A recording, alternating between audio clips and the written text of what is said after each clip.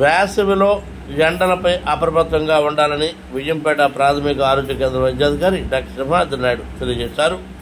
ఈ మేరకు బుధవారం పిహెచ్సి విజయంపేట పరిధిలో గల తుమ్మకాపల్లి, ముసరాం, వీరభద్రపురం, జోగిపాలెం, సింహాద్రిపాలెం, సేతుపేట గ్రామాల్లో ప్రజలకు ఉపాధి హామీ వేతనదారులకి, వైద్య సిబ్బందికి, ఆశా వర్కర్లకి వేసవిలో వడదెబ్బపై అవగాహన కార్యక్రమాన్ని నిర్వహించి వడదెబ్బపై కరపత్రాలు పంపిణీ చేశారు. అనంతరం ఓఆర్ఎస్ ప్యాకెట్లు పంపిణీ చేసినట్లు హెల్త్ అసిస్టెంట్ సత్యారావు తెలియజేశారు.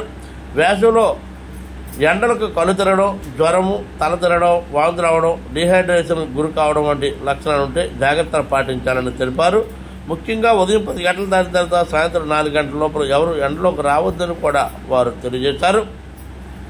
బీపీ, షుగర్ ఉన్నవారు డైలీ బీపీ, షుగర్ ట్యాబ్లెట్లు వేసుకోవాలని ఈ సందర్భంగా వారు తెలియజేశారు. ఈ యొక్క కార్యక్రమంలో EO Narasimharao, HS Eswararao, HS Padmavathi, health assistant Satyarao, Eswararao, ఎంఎల్ఎస్పీలు, ఏఎన్ఎంలు, ఆశా వర్కర్లు, ఉపాధి హామీ వేతనదారులు తదితరులు పాల్గొన్నారు. ప్రతి గంటకి 2 గంటలకు ఒకసారి గ్లాసు 2 గ్లాసులు మీకు అందుబాటులో ఉన్న గంజి కానీ, మజ్జిగ కానీ, నిమ్మకాయ నీళ్ళు కానీ, ఓఆర్ఎస్ కానీ, బార్లీ కానీ కొంచెం ఉప్పు కలుపుకొని తాగుతుండాలి. 3 తేలేదండి, 3 రోజులు బట్టి అయిపోయినట్టే.